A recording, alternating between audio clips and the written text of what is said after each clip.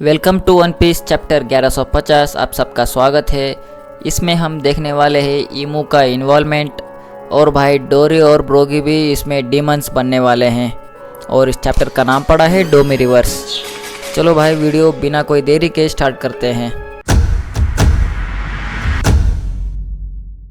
Main scene में हम देखने वाले हैं एल्बाफ में पूरा डिस्ट्रक्शन हो रहा होता है और बच्चे रोते हुए अपने मम्मी डैडी के पास जा रहे होते हैं और उसमें से एक बच्चा कहता है कि मेरा डैडी को रेलम ऑफ द डेड में धकेल दिया गया है। और हम अगले पैनल में देखने वाले होते हैं ईमू कंट्रोल्ड गुन को भाई हवा में तैर रही होती है अपने डेमोनिक फॉर्म में 2 विंग्स के साथ। और भाई ईमू हवा में उड़ते हुए कहती है कि बस यही था क्विलिंगम तेरे ड्रीम डीमंस का असली पावर। मुझे लगा कुछ बड़ी तबाही आएगी, लेकिन याद रखना मैं किसी भी बगावत को होने नहीं दूंगी।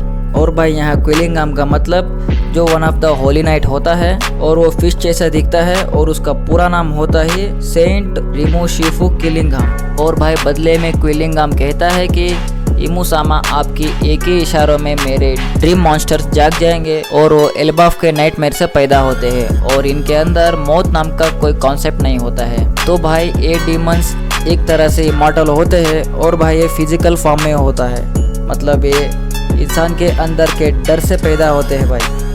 और भाई हमें एल्बाफ के कहीं दूर बॉर्डर पे एक जगह सोमर्स को दिखाया गया है जो घुटनों के बल दर्द से पीड़ित है और बोल रहा होता है कि डैम यू गबान, ये तुमने बहुत बुरा किया मेरे साथ। और वहीं दूर से उसको स्ट्रॉइड्स देख रहे होते हैं और उसमें से नामी, रॉबिन, ऊसप और ब्रुक भी साथ में होता है। और भाई उसमें से ऊसप उसको देख के उसकी पूरी फट जाती है और बोलता है कि भाई इसको तो अपने गबान चाचा ने पूरा टुकड़े कर दिए थे, फिर भी ये जिंदा कैसे है। और भाई अब सीन जाता है रॉबिन की तरफ। वो रॉबिन किसी चीज़ से बंधी होती है और उस चीज़ से वो एस्केप करने की कोशिश करती है, लेकिन बगल में हुआ अपना जिम्बे बोलता है कि रॉबिन ये तुम क्या कर रहे हो, अभी इस टाइम पे तुम कुछ भी मत करो कहता है। तो भाई सीन शिफ्ट होता है सोमर्स की तरफ। वो पूरा पेन में होता है और ईमू से कहता है कि ईमू सामा एल्बाफ को बिना किंग के कैसे कंट्रोल करोगे आप, हमें इस एल्बाफ के लिए कोई नया किंग और नया रूल्स जारी करना पड़ेगा, तभी इस एल्बाफ को हम कंट्रोल कर पाएंगे।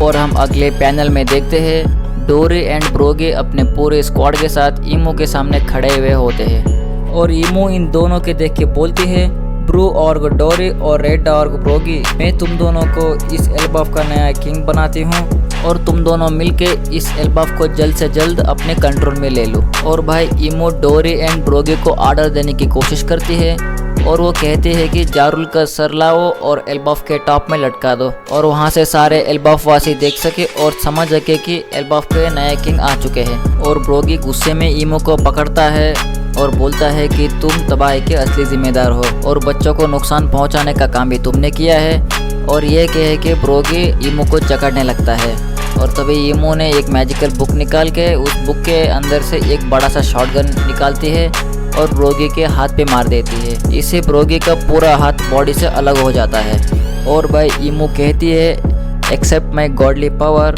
और वो डीमन रिवर्सी का कुछ टेक्निक यूज़ करती है। उससे ब्रोगी एंड डोरी और उनके साथ में कुछ लोग भी एक काले ऑरा में डूब रहे होते हैं और उनका एक नया जन्म हो जाता है। और उनका नया जन्म ऐसे होता है कि वो जेंट से बहुत बड़े होते हैं और एक्स्ट्राऑर्डिनरी पावर एंड उनके साथ इमॉर्टलिटी साथ में, और वो डीमन फॉर्म में होते हैं 2 बड़े विंग्स एंड एक बड़ा एक्स के साथ। और भाई इस पावर के बदले में इनका कुछ छोटा सा लाइफ स्पॉन भी खत्म हो जाता है। अब ब्रोगी डीमन स्माइल में कहता है कि अब मेरे अंदर पूरा अनलिमिटेड एनर्जी आ गया है, अब मैं कुछ भी कर सकता हूँ। और एक ही स्विंग में वहाँ पे खड़े कुछ लोग को हवा में उड़ा देता है। और चैप्टर के एंड में बड़े बड़े वॉरियर्स तैयार है, एक वॉइस ओवर आता है this is the true power of the Elbaf and final line we do not know the meaning of the word run. और चैप्टर यहीं पे एंड होता है।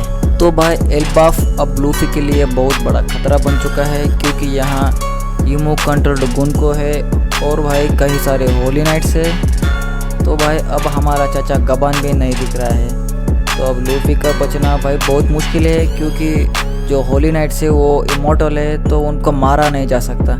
अब लूफी को बचाने के लिए एक ही बंदा आ सकता है, वो भी शैंक्स। अगर शैंक्स नहीं आ गया तो भाई लूफी को यहाँ से बच के निकलना भाई इम्पॉसिबल जैसे समझ लो। तो भाई नेक्स्ट वीक ब्रेक नहीं है तो न्यू चैप्टर जल्दी आ जाएगा। तो भाई लोग मुझे कमेंट करके बता दिया करो कि क्या लूफी को बचाने शैंक्स आ सकता है कि नहीं। तब तक के लिए सी या इन द नेक्स्ट वीडियो।